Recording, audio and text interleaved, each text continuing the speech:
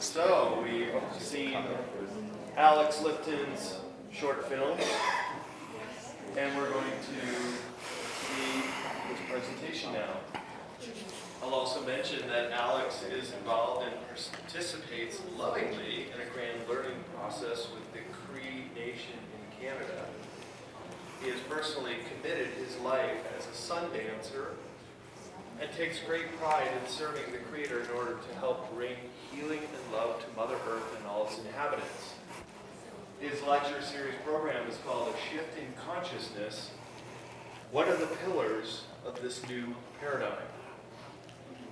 We are in the midst of a massive shift in consciousness. A new paradigm is emerging which hallmarks the birth of humanity. If we choose to be guided by synchronicity, all of the chaos we see in the world takes on a new and more positive meaning. What are the pillars of this new paradigm? How can we redefine our human existence so that we no longer see ourselves as an accidental force of violence and destruction? Is there a missing link in evolution, and how would we react if that missing link wasn't buried in a desert somewhere, as much as it's embedded in our own subconscious minds? The most valid and scientifically provable fact, which defines this new paradigm, is the existence of a lost civilization of humanity. Upon delving down the rabbit hole, this something you will find is unmistakable. We will explore this new paradigm, experiment with perceiving reality, and defect from the realm of belief and fly profoundly into the realm of knowledge. It is important to recognize that the only thing we own in this life is the story we tell ourselves about who we are. Once we learn how to rewrite the story of our lives to empower ourselves rather than helplessly feel that we're victims, we can begin to transform the world around us into a more harmonious one. Once again, let me introduce Alex Lipton. Thanks, Brad. Thank you. Yeah, I'll take this one. Hello again, everybody. Just your friendly neighborhood video shaman, wandering around, trying to do a million things. But thank you for everybody for being here and taking the time to listen to this story. It's a big honor to be speaking amongst a pantheon of great, giants, literally, these people I look up to and admire and follow their research quite a bit. So this is pretty cool for me, and thank you for being here. So for me, synchronicity is a huge part of my life. I don't think I would be here if it wasn't for synchronicity, if it wasn't for this thing, and it's not something that I really sought out after originally. This was something that kind of happened, it emerged. I stumbled across it in a very funny way originally. I grew up in New York, a town called Mayapack, and I wasn't really spiritual. I was raised Roman Catholic. I had a religious upbringing, so. My dad's Jewish, but not practicing Jewish. My mom was Roman Catholic, so I got both two different spectrums of spirituality or religion, and they were both kind of conflicting with each other a lot at times. To the point where when I would go to CCD, the religious training indoctrination, I guess you want to call it, they were telling me that my dad was going to hell because he was Jewish. So, and all the while, her homosexual son was sitting there. And I'm just like, well, how come you're telling me I'm going to hell? Your son, it's like, how did none of this, nothing made sense in that world. Because the thing is that we're all, I knew growing up that my parents taught me, and the support that I had, which I'm very grateful for, is that we need to take care of each other. We need to respect each other. We're all hitting this together. So anyway, I had this funny thing of synchronicity that started by noticing a license plate that kept popping up every time I thought about something. I can't even remember what it was. It was just every time I saw this license plate, it was like, oh my God, it's that same license plate again. That's how it started out, but it gets a little crazier. So, what time is it? It's 20 to 12. Anytime you ask me what time it is, very often I'm going to tell you it's 20 to 12, even if it's not. And there's a reason for that. I'm going to get into that right now. So, to give you a little more backstory. when I was in high school, I had a good group of friends, and we were very tight. We would always get together, and we had like sort of a club, but it was an unofficial club. And my dad noticed this. He said, oh, you know, we did that when we were your age. We had a club too. I was like, oh yeah, tell me about that. So my dad is my Uncle Bruce, and I'll get into more Uncle Bruce stuff in a little bit. My dad's my Uncle Bruce's younger brother. So my Uncle Bruce was a pretty rebellious guy when he was in high school. And when he went to school, he had his own group of friends, and they would get together and they would party or talk about girls or drink in the basement and stuff like that. And they had a secret society. They had a name for this group. Okay? The secret society is called LOBS. Now I'm going to tell you the secret. It stands for Lazy Old Bastard Society. This is the first time in a public setting I'm disclosing, so this is a disclosure in a way. The secret society of Uncle Bruce, everyone, is Lazy Old Bastard Society. Tell the truth, everyone. So what they would do is they would get together, and they had a whole long stories of just rebellious acts in high school, of messing with the teachers, and he created a big reputation for himself as a prankster and a mischievous kind of rebellious person. So that by the time that my dad got into high school, everyone already knew. It's like, oh, you're Bruce's brother. We know what you're all about. We're not going to let you get away with the same stuff Bruce got away with. So it was like, all right. What ended up happening is my dad and his group of friends, they were kind of emulating what my uncle did. And then he had his own secret society. It was the next generation of LOBS. LOBS 2. And it's even in my dad's high school yearbook. So when he's telling me about this story, I'm looking at it, I'm like, oh, this is pretty awesome. What does LOB stand for, Dad? Lazy Old Bastard Society. I'm like, oh, wow, that's awesome. Sounds like something I want to do. So I did. I was like, all right, we're gonna carry on the legacy. We're gonna make LOBS 3. So I got all my friends together at my house, and this is leading up to New Year's Eve, I think in like 2004 or 5.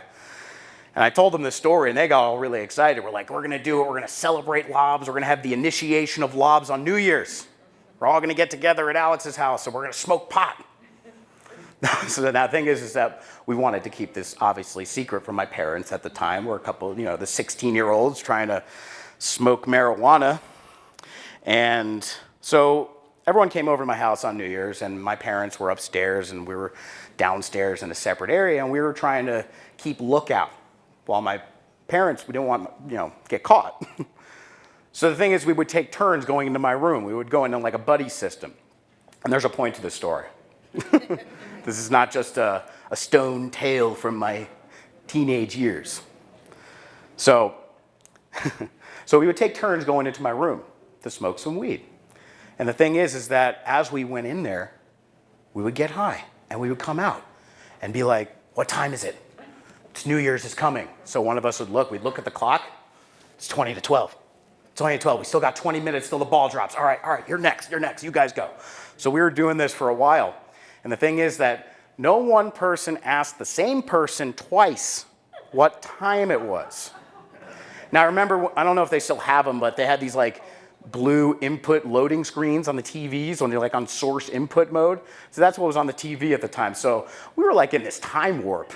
Because every time someone would come out, be like, what time is it? Oh, it's 20 to 12. We still got time. We're getting more stoned, and it's slowing down. And but it gets to a point where it was 20 to 12 forever.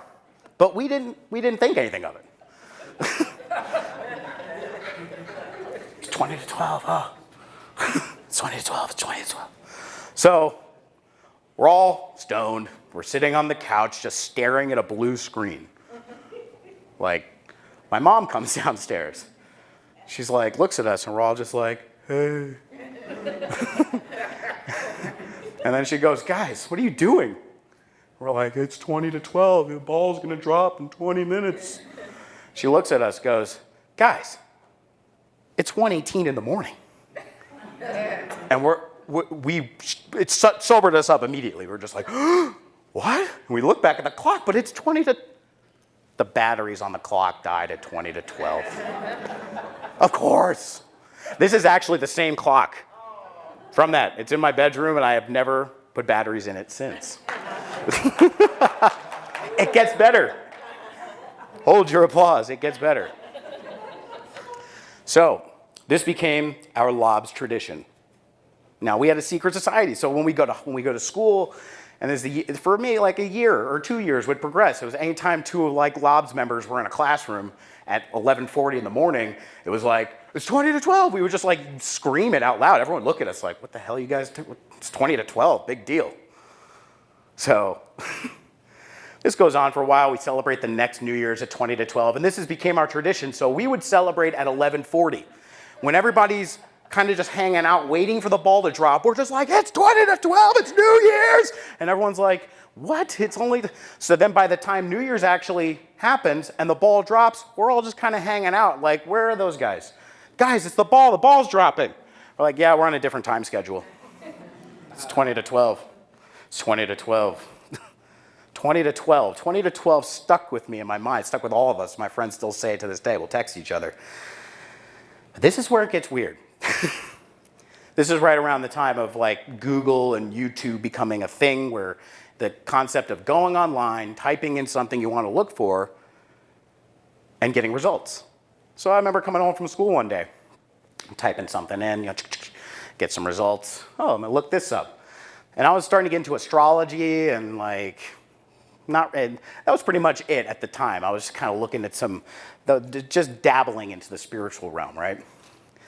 So anyway, I go into Google, and I type in 20 to 12 into Google, and I hit search.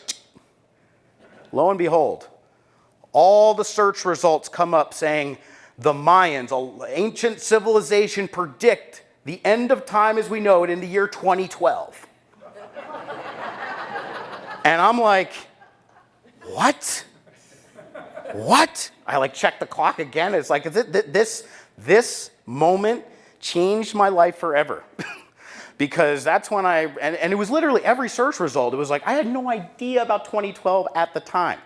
There was no concept of it in my mind. So I'm looking at this as like, okay, we're in a secret society, handed down through many generations, and we celebrate 2012. Holy crap. That opened up the floodgates, because then for the next period of time, ever since then, it's like going down the rabbit hole. Conspiracies, the Illuminati, the Freemasons, these secret societies that carry a tradition of lost knowledge that in their initiations, they have something special there. And I was just like, that's us. That's what we're doing. So it's a very personal experience of synchronicity for me that related all of these things. And there's even more synchronicities that go to 2012. For instance, the Titanic struck the iceberg at 11:40 p.m. on April 14th, 1912. 100 years before the year 2012. And if there's anything we want to learn about 2012, it's about a shift in consciousness, it's about earth changes, it's about looking at our paradigm and our way of life, and it's unsustainable. And if we keep trudging along this way, we're doomed. Sound familiar? The Titanic, the Titans, oh my God, it's all coming together. This every time this started to come together. Blew my mind. So from now on, remember, anytime you see 11:40, think of me. But no. So anyway, that kind of opened up the pathway of synchronicity for me. And this is what I was kind of saying before, that synchronicity is a personal story. Like, my 20 to 12 might be your 333, or every time, people see, oh, it's 111, or there's these synchronicities. You got to pay attention to the details, because it's, I think, our subconscious trying to point things out that we can't just pay attention to with our conscious mind. So we should pay attention to that. So let's see, what's the next slide? Okay, so along this point, when I was in New York, I, out of nowhere, had this fascination, obsession with Atlantis. It literally just like, all I could think about was Atlantis when I was a senior in high school. And this is when we were moving out to California to change residency. I was gonna go to college. And this is when I started to get really into the lost civilizations and learning about what Atlantis was really all about. I had no idea about all this stuff, but this symbol became very important to me. And it changed my life, even to the point where, I could go down a list of all the synchronicities that have happened, but it would be like 5 hours. So we're not gonna go down that point. But to lead to this next point, so Atlantis was a place of learning for me in my mind. So when I moved to California and I went to film school, I went to a school called Columbia College Hollywood. Notice anything interesting about the symbol for my school? Oh, wow. I'll direct you to the circles here. Okay? Interesting, right? Well, they said that that was a Fresnel lens on a light, but I knew the truth. I knew they were talking about something. And it's interesting, too, Colombia itself has a lot of connections symbolically with ISIS and with all this Egyptian stuff, and I'm sure Stephen could tell you a lot more about that as well. But it was interesting. It was like my place of learning, which I didn't even know at the time. It was while I was there that I realized that I was basically training to become a filmmaker at Atlantis School. Yeah, so that it was, the synchronicities progressed, and I made a movie. My thesis film in college was called Hidden, and it was a satire. Has anyone seen the show Lost? Lost? Okay, so it was a satire on Lost, but the whole concept was about an actor who's in a movie who realizes that he's in a movie. He finds the script for the movie in the sand, that he's in the scene that he's at, and then he looks into the camera. In film terms, it's called breaking the fourth wall. So the actor looks into the camera, and all of a sudden this big explosion of light happens, and he's on the movie set. So the whole movie is this concept about how there's this hidden influencer or influencers, this hidden reality, this behind-the-scenes reality to our lives. And if we were to find that script, or if we were to realize what that script was, who the influencers, who's directing this story? Is it that guy out there? Is it me? Can I change the script? This is the essence of what kind of led me into more of my next stage in my own evolution, was realizing that I can change the script to my own life, and we all can. It's all about knowledge and breaking the fourth wall, really, which instead of looking into the camera, I would say is more looking inward, gazing within, realizing the wisdom within. So let's see, what's the next slide? Oh, okay, so Uncle Bruce. Very important influence in my life. I like to call him Uncle Dr. Bruce Lipton. Sometimes I call him Uncle Guggenheim. We got an interesting relationship. He's a very goofy guy. That's the way I've always seen him. Very, very fun guy. Fun guy. But the first time I actually experienced a conversation with my uncle, the thing is he lived on the West Coast. I lived on the East Coast growing up. So we didn't have a lot of interaction. And the first time I talked to him on the phone was when I had this terrible skin rash that wouldn't go away for months. It was awful. I was like 9. And, it's like we tried everything, did skin tests, taking prednisone, all the medications, nothing would work. It was just miserable, constantly miserable with the skin rash. Constantly like hating on the rash, you damn hives. I wouldn't say that as a 9-year-old, but it was like, you stupid hives. And so then my uncle, who all I knew about at the time, as my parents told me, it's like, what does Uncle Bruce do? Oh, he's a mad scientist out in California. He's doing all sorts of experiments. He's a genius. One day you'll talk to him. So one day I did. I was in these hives. I was in terrible conditions. And my mom hands the phone. She's like, Uncle Bruce wants to talk to you. I'm like, okay. So get on the phone. Uncle Bruce says, hey, Alex, I know we don't know each other that well, but I'd like to talk with you. Why don't you go somewhere where you're kind of like by yourself? So I went into my room, and it was on one of those corded phones. So I'm sitting in my room with the cord stretched all the way around the kitchen area. And my uncle just tells me a very simple thing. As a 9-year-old, he told me something that stuck with me my life. And this is before the biology belief came out, which we'll get to in a second. He said, Alex, you have to look at your hives like they're people. Like they're your friends. You're made of cells. The cells are like little people. Instead of yelling at them and being angry at them, talk to them like they're your friends and say, thank you. Thank you, I got the message now, and you can go away. And the thing is I did not have the rigidity of how the reality worked or anything at the time. I was just a kid, so I was like, okay, that sounds good. Got off the phone, and I just remember looking at my legs with the hives, and I just said, thank you. I was just like very genuinely saying thank you to my hives, which I had not done at all before. It was always stupid hives.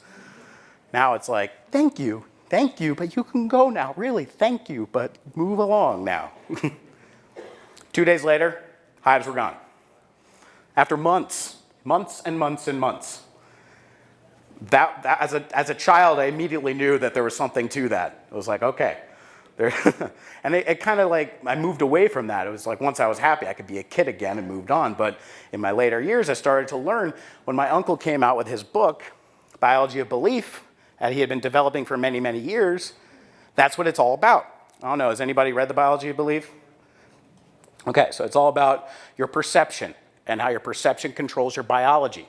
And through your beliefs, if you change your beliefs, you change your reality. And there's a biochemical mechanism for how that works, about signal transduction and the science called epigenetics. But you can go to his lecture to learn more about that. So this made a huge impact on my life, and I remember talking with him as I got older and got to decide I wanted to be a filmmaker, go to film school, and started to learn that it was like, I don't want to just make movies to entertain people. Once I understood this book, I said, I want to get this out there. Because in 2005, it wasn't like this was a common knowledge thing. I mean, things are changing really fast. But I told Uncle Bruce, I said, look, I want to get together with you. I want to make documentaries about your work. I want to help share your message and bring it to a larger audience using my skills that I'm learning how to do. So that's what I did. After film school, learned how to make all this stuff, and became his personal video shaman. So now, this is Uncle Bruce and I hard at work. We come up with a lot of goofy ideas. But the idea is that we don't want to educate people and shove information down their throats. We want to entertain people at the same time because this is fun. This is what he's like. He's really a fun kind of person. A lot of people are like, oh, wow, it's like a new age kind of person. I have to act a certain way. I have to be a certain way. Not necessarily, because the key to life is happiness and joy. That's my own little personal editorial there. But let's see, what's the next slide? Okay, going down the rabbit hole.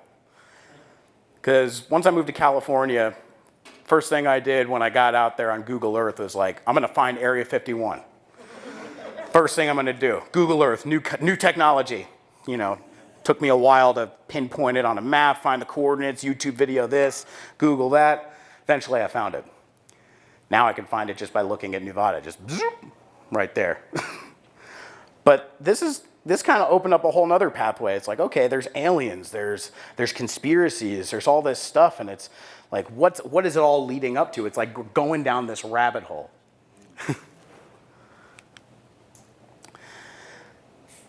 One of the most important things on this journey down the rabbit hole that I learned was after reading this book, Gods of Eden, by William Bramley. Now, George showed you a slide from Zecharia Sitchin. And Zecharia Sitchin and William Bramley talk about this concept of the Anunnaki, the lost gods and their alien influence on humanity, the genetic modifications.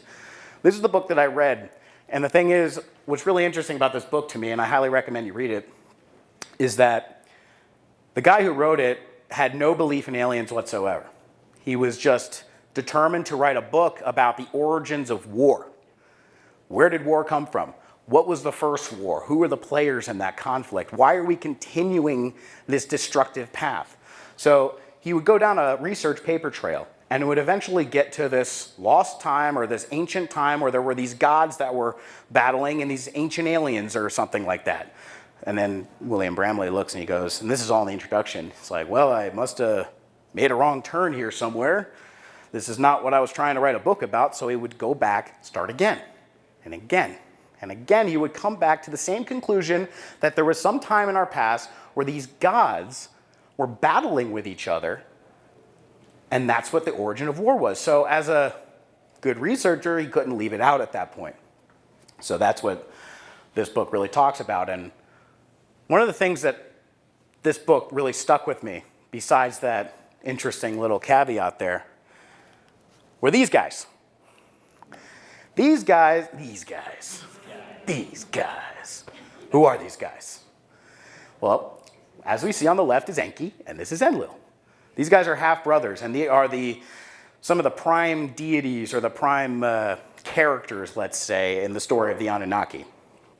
Now, when you read the story of is proposed in the Zecharia Sitchin's books and Gods of Eden, you're seeing a lot of similarities to what's going on in like the biblical account of Genesis. Except it's almost like Genesis is the game of telephone version of an older story that had been going on way before that. Like things were left out. You know, when you play the game of telephone, it's totally not the same by the time it gets back to you. So with Enki and Enlil, start to see that all the conflicts between, let's just say, God and the devil in a deified sense. I'm not talking about God as in the creator of the universe and the omnipotent force of unconditional love and bestowment. I'm not talking about that. When I say God, I'm talking about the good guy and the bad guy. Similarity here is that they're both guys. Hey, these guys. God's more than just a guy. Hey, God, my favorite guy. So who's your favorite guy? Well, it's interesting because for me, Enki stood out because this is like in a movie where you're watching the story and you think that let me try to think of a good example of this. Has anybody seen Tron Legacy, the new Tron movie? Okay, so just to give a little story of this is our main character, our protagonist, is in search of his father. And he gets into the Tron world. He shrinks down into the computer matrix world. And when he finds his father, who's played by Jeff Bridges, it's Jeff Bridges. He's like, oh, Dad, I love you, except you look exactly the way I left you like 20 years ago. It's like young Jeff Bridges. And then he's just like, son, or no, I am not your father. In a very like Darth Vader kind of way, except I'm not your father. But he looks like him. So to find out that that actually was not his father, that was a program that his father created in order to operate and control the Tron world. His real father was off exiled away from the Tron world because the creation that he made to control the world thought, you know what? I could control this place a lot better if you weren't here because you're all about freedom and liberty and making this a peaceful place. He's like, you made me to control this place. There is no control in peace, so get the hell out. Interesting, because that's a lot what happened with Enki and Enlil, in a nutshell. The story of, let's see, what's the next slide? Because I think that might tell a little bit more about it. Okay, so it's interesting too because this story of Enki and Enlil in the Sumerian world as a mother culture, because you got the classical cultures and you got the mother cultures, these gods or deities have similarities. As the geography and the history changes over time, the story changes, just like the game of telephone. And here we have Poseidon from the Greek culture. But it's interesting because he's carrying a trident, and he's the god of water. And Enki was also the god of water. And even though Enki was more of a prime god, by the time it got to Greece, Poseidon was a lesser god, because there's a whole other conflict with Greece. There was the whole story of Mount Olympus and Zeus coming in to defeat the Titans, and he became the new god. So there was this like, Greece and the mythology there was more about this rebellion, this big war that took place, and the legacy and the continuation of that. And the thing is I think Rick is going to tell even a lot more about the story of Enki and Enlil, so definitely stay tuned for that. I'm just sharing with you the passion that I have for this particular story because it's like a movie where you thought the good guy, it's like the good guy was the bad guy and the bad guy was the good guy. It's like a plot twist. It's like, oh shit. What was Enki all about? Enki was about liberating the human race because there was this war that took place. Because the Anunnaki, when they came down, according to these stories, was to create a hybridized form of humanity or make them in our own image to do the hard labor because we can't do it. And then there was all these conflicts over the destiny of these beings that were created. And the thing is Enki was sort of like the benefactor and father of humanity in the original story. He was a genetic engineer who created this race of beings with the objective to mine the gold and do the hard labor. But then after Enki created these beings, he saw how beautiful they were. It's like in a way, it's like right now when we're making artificial intelligence, you know, there's a lot of scary stuff with that too, of course. But in this little example, it's like right now, if you got an Alexa or Google Home and you want to know something, hey Google, tell me the answer to that. Oh, here's the answer. And you're like, that's very convenient. This thing is pretty smart. In a way, that's kind of like what Enki and these guys were doing. They saw these humanity as like they were so much more wise and had some sort of connection that they didn't have. So Enki got caught up with his experiment and the legacy of this experiment. It was like an art form. It's like art was manifesting itself. So Enlil, his half-brother, shows up and says, where's all the gold? Because you're supposed to be mining the gold and mining the resources. And Enki's like, oh, dude, I'm sorry. I forgot. I got so caught up with my creations here. And he's like, all right, well, we have a mission in mind. Our planet's dying. So just kill all of them because they're not going to follow orders, and make a new race that will follow orders. And Enki has to, by the command in the hierarchy, say, yes, sir, I'll do that. But then Enki looks to his children. It's like, okay, I can't just kill all of my children. That's crazy. So what he does is he takes them and he hides them and he moves them away and tells Enlil that they're gone, but they're not gone. And he creates a new race of beings that are more obedient and subservient to the orders and wills of the Anunnaki. And this is where Genesis sort of picks up with the formation of Adam and Eve. Now, that whole other part was pretty interesting to be left out of the story, because where it then picks up, okay, I forgive me if the slides are a little out of order here, but notice that he's got a little pitchfork here. Right? Why is that? Is that a coincidence? No. Spoiler alert, no.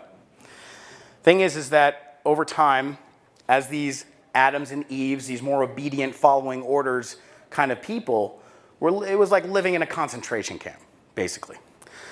So Enki shows up and looks at how terrible his children are being treated over there, and then he goes over and sees how wonderful and evolved his other beings are over there. So he says, you know what? I can't live with myself like this. I have to go help them. I have to go bring them the knowledge of who they really are, because they don't remember. That's where this story comes from. The serpent entering the garden, tempting Eve with the apple, is a slandered version of this story, where Enki was trying to help liberate a group of downtrodden and oppressed people. And like I said, Rick's going to go much more into detail about this, but I just want to emphasize that this is very important, because in this story, knowledge is forbidden. Knowledge is forbidden. And if you notice too, like the eating of the apple, and with the videos I showed you, it woke up our consciousness. Imagine the Matrix, and if Neo didn't take the red pill. That would have been a pretty short and boring movie, depressing short film. This guy's trapped in a world and he's offered a choice and he doesn't want to take it because I don't want to, I got to get to work because me, Mr. Anderson, pay my taxes tomorrow. That movie would have sucked. So this really changed the whole story for me, because I started to see that there's all these metaphors going on in here. Now, I like this image not only because it's funny, but because it's true. Now, like I was saying before about the good guy and the bad guy, and we're deifying these guys. We got the angel over here, we got the devil over here, and we got Homer in the middle, but what's the similarity between all of these things? It's all Homer. It's all Homer. Now, as much as I like to emphasize how Enki is not who we have been told he was, or remember who him to be, it's not about worshiping Enki. Oh, plot twist, the good guy's the bad guy. All right, I'm going to go worship Enki instead of the other guy now. You know, it's like a lot of people be like, oh, that's devil worship. And in a way, it kind of is. But the thing is about this image is that Homer could change his clothes. These characters are interchangeable. At times throughout history, these changes, these pole shifts happen where the character lines change. It's like the saying goes, one man's terrorist is another man's freedom fighter. Like, look at the movie Star Wars. The whole rebellion, they're the protagonists. The terrorists are the protagonists in Star Wars. But they're not terrorists and portrayed in that way. They're freedom fighters. They're fighting to liberate the galaxy. The Empire is the bad one. But the thing is depending on how you look at it, it could totally change. Those characters are interchangeable. A lot of this is going on in our mind and our perception. And the symbols and the associations that we put in on these symbols. So this is a conflict.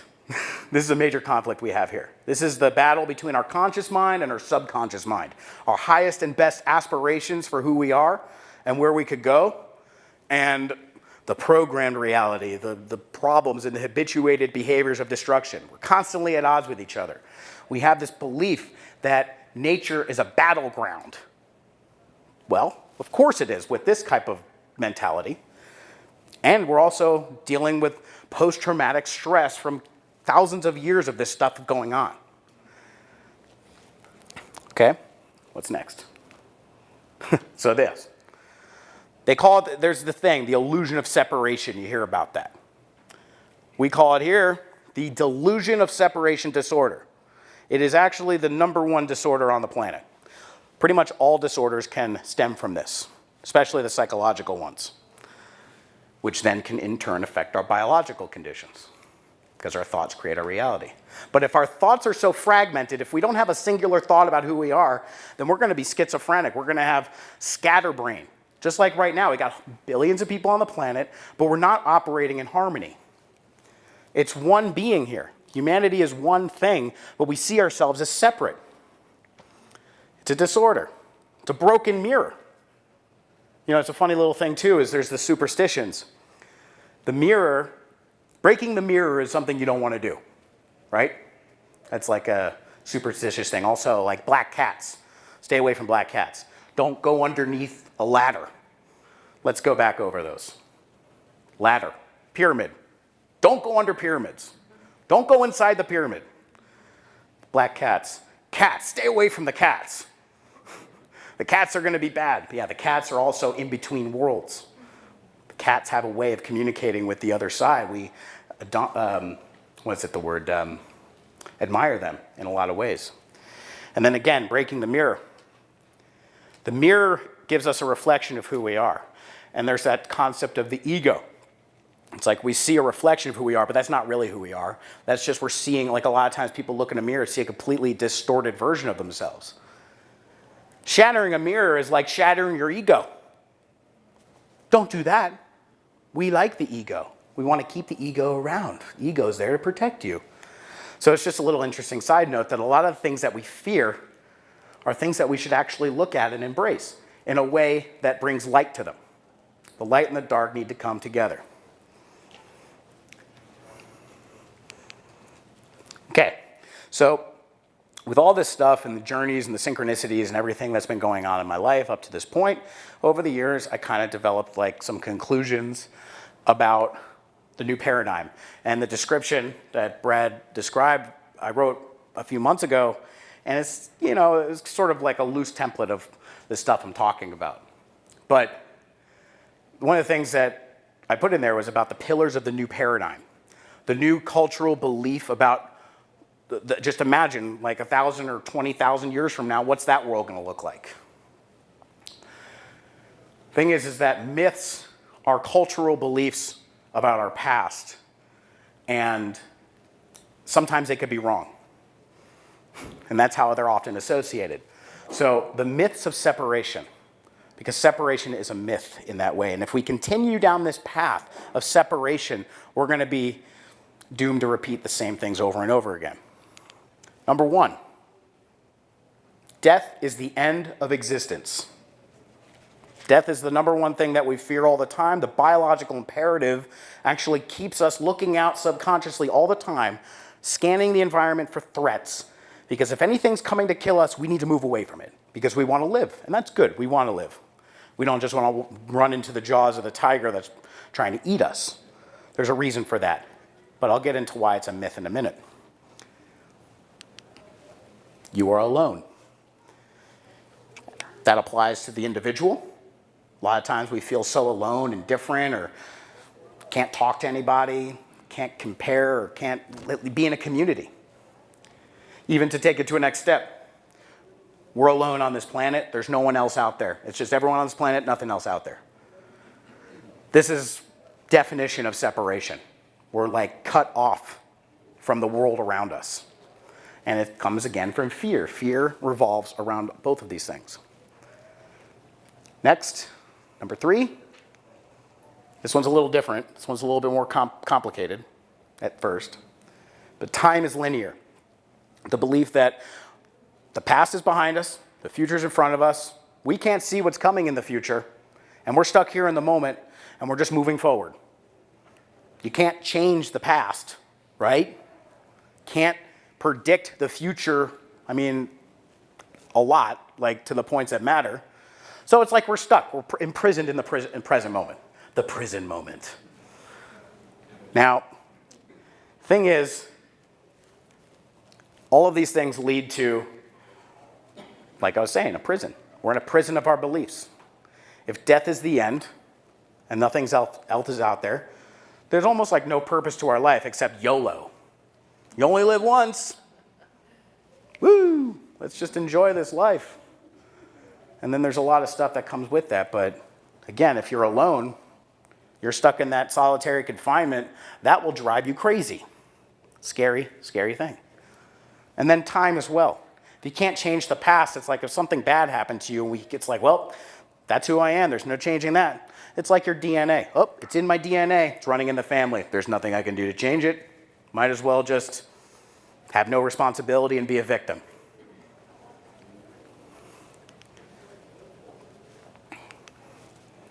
Again, spoiler alert. None of those things are true.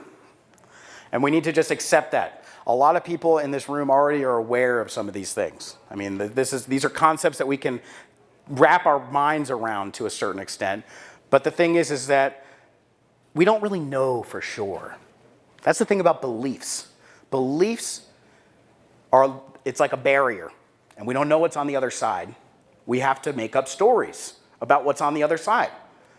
Sometimes the stories are good, sometimes the stories are bad. But the thing is, at the center of the word belief, if you break away the beginning and the end, is the word lie. So at the center of beliefs, it's like we're lying to ourselves. You know, don't look at it in a like, oh man, we're lying to ourselves. It's like, it's just a reality. We're telling stories. Like we were saying about moving into the realm of knowledge. There's a difference between beliefs and knowledge in the sense that when you know what's on the other side, you can be a little bit more free. If you move away the beginning and the end of the word knowledge, you have the word now. We're moving from the world of lies and stories about where we come from in the past to be a more present-minded, because if you're in the moment, if you're truly living in the moment, you can have so much more access to things. So, again, the apocalypse is the resolving of that barrier. We're getting rid of the myths of separation, and we're going to call these the keys to freedom. Death is an illusion.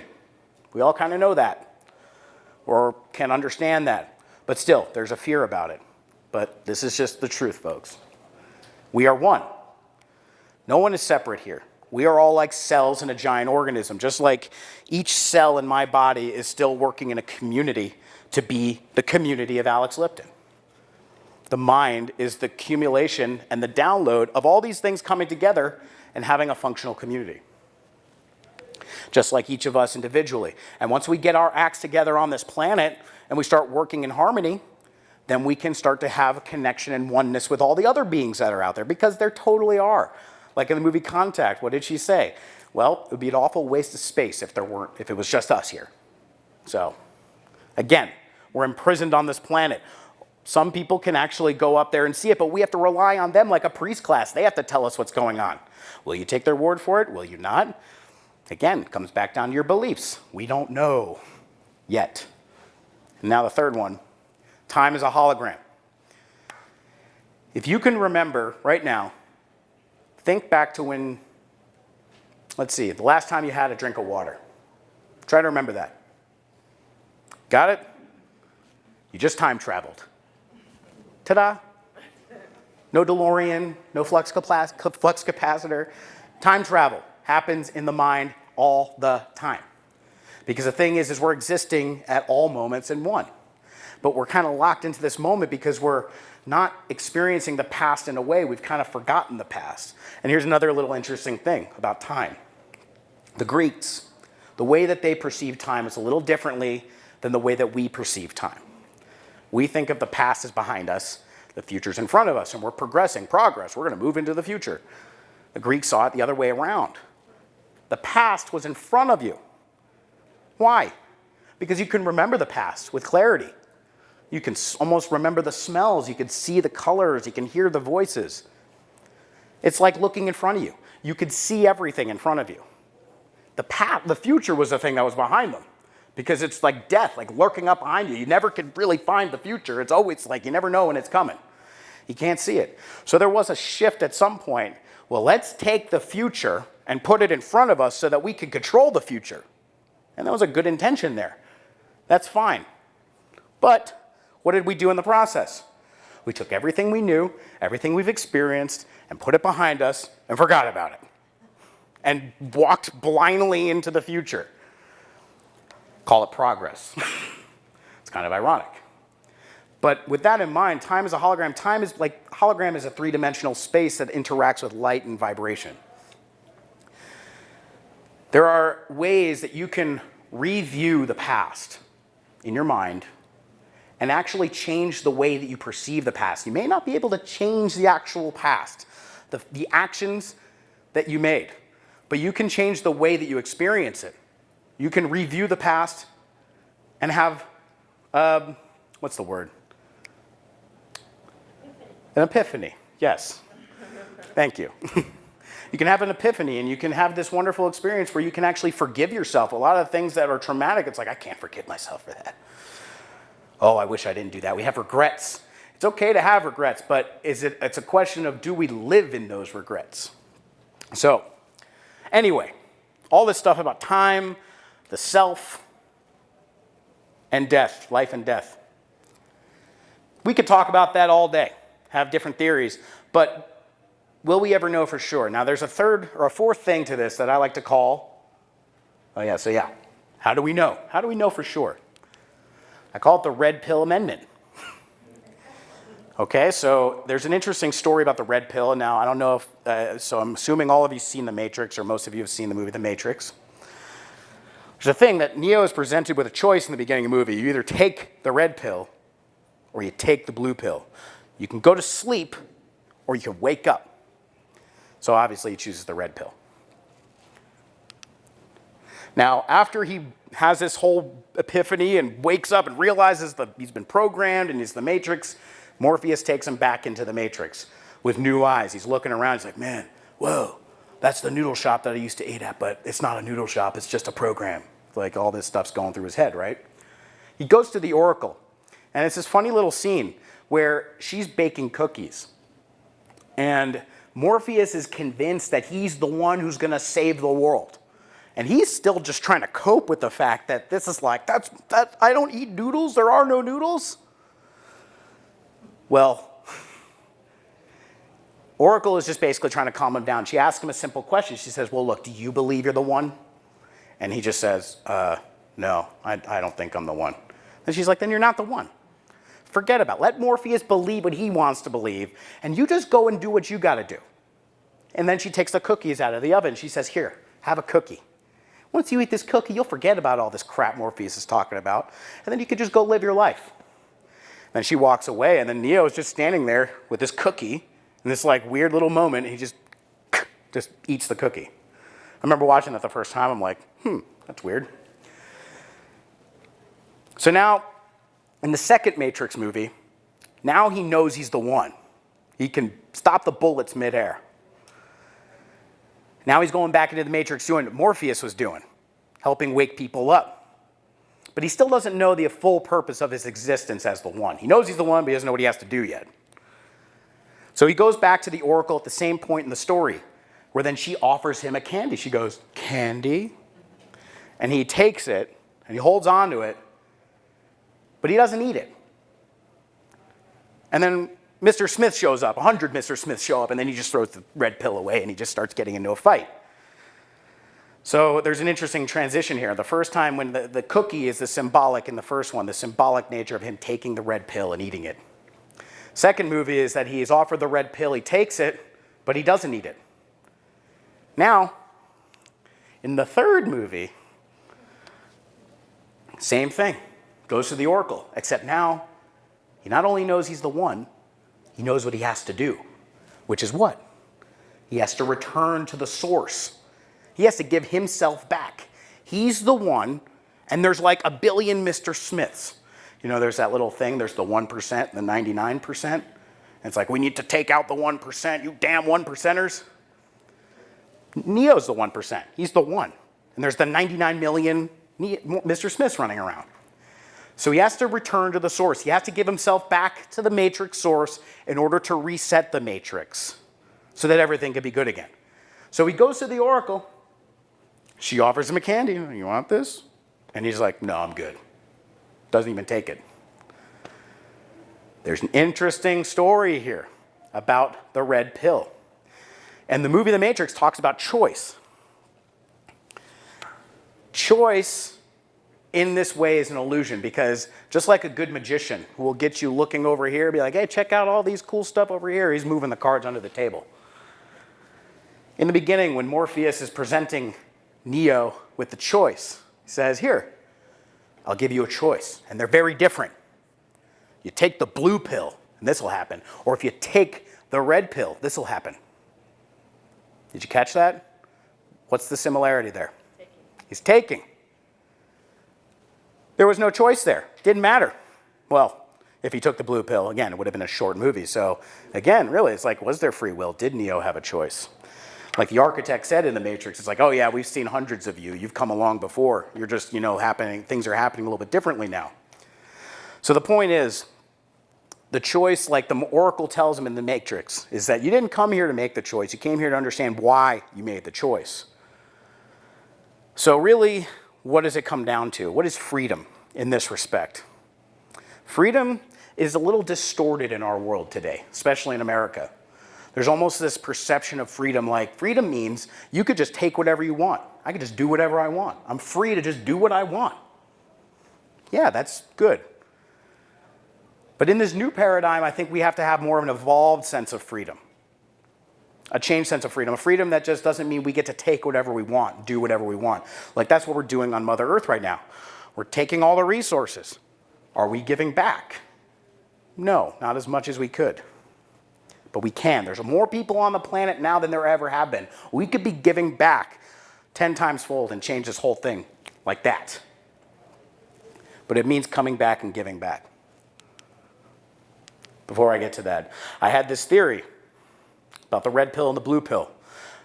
If there was ever a fourth Matrix movie or they rebooted the Matrix and Morpheus says, give me the red, would you like the red pill or the blue pill?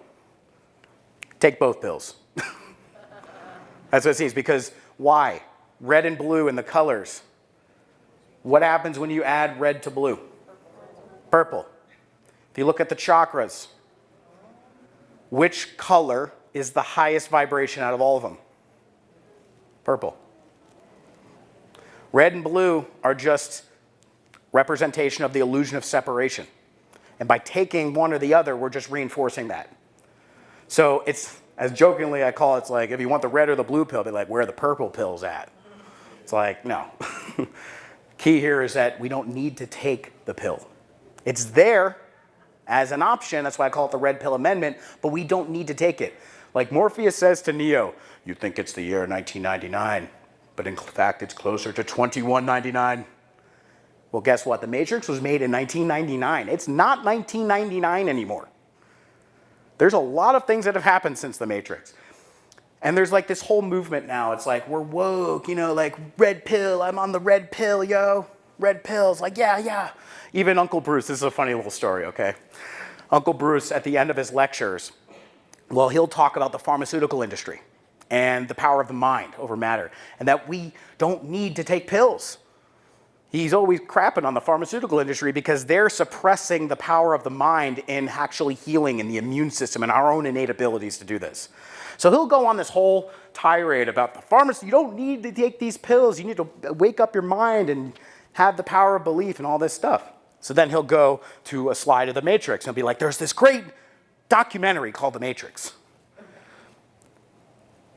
Morpheus offers you a red pill. Take the red pill.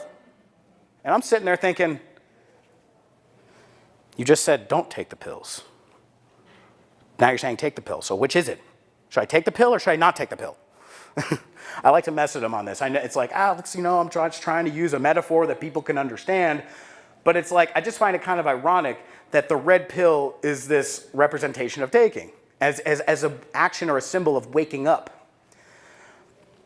But I don't think we need to take the red pill anymore. And that's what my next slide was about here, and we're almost done. It's about giving back, like Neo did in the Matrix, the final Matrix movie. Return to the source. And everybody can do that in their own personal way. Because freedom, in my opinion, is not just about taking what you want, it's about the balance. Freedom is the balance, the state that exists when you are in balance between the states of giving and receiving. Because that's the cause and effect. If we're caught between the cause and effect, like looking into the microscope and looking outside, which came first, which came first, the chicken or the egg? Well, guess what? They both exist at the same time. Maybe you won't be able to perceive that, maybe you won't be able to prove that, but it's something that you can find in your own space. You can find that balance in your own experience. And right now, we need to be giving back. A red pill is a metaphor for the tree of life and the apple of the tree of knowledge. If think of the tree of light or the tree of knowledge, and we're just taking apple. Oh yeah, here, you eat this apple. Okay, you eat this apple. If we take all the apples, then who's going to eat the apples after that? We need to replenish the tree. We need to replenish nature. We need to plant seeds. We need to make sure that the red pill's available for the next generation if they want to take it. But we shouldn't be forcing it down their throats. We shouldn't become addicted to the red pill, because what does that mean? We're just taking and taking and taking. And that's what we kind of do. All of the receptors on our body are receivers. Like they say, there's nothing new under the sun. Because we're receiving stuff. Everything we do is a recreation of stuff that's already here. So if we find that balance of giving and receiving, and that's what I learned when I've been doing ceremony with First Nations in Canada, is that it's all about giving back. It's all about bestowing and helping people. In the law of one terms, it's being of service to others. Just being in service. Some might say the choice, big air quotes here, is the choice between being of service to self or service to others. Service to self is the bad path. Service to others is the good path. Yeah, but in a holographic system, the self and the others are one. That's a fake illusion there. Because I'm another you, you're another me. Like they say, if you can't love yourself, how can you expect anyone else to love you? There's an important fact to that. In a way, like I was saying before, it all comes down to being of service to others. You want to take care of others, but you don't want to throw yourself under the bus to do it. You need to find that balance. You need to expand your sense of self so that you include others. Again, a hologram. It's not linear, it's a hologram. So the real choice, in my opinion, is not between choosing yourself or others. The choice is whether you're going to be in service or not. Are you going to be in service or not? Because if you're serving, that's going to open up the gate. It's like, well, then what am I serving? Who am I serving? Why am I serving? Start asking more questions, different kind of questions. So we need to plant more seeds. We need to give back more. We need to take care of each other and realize that we're all in this together. Because then at that point, the tree will grow again. The tree of life will grow again. And we are representations of that. So I'm not sure how much time I have left, but I think 15 minutes. Is there any questions?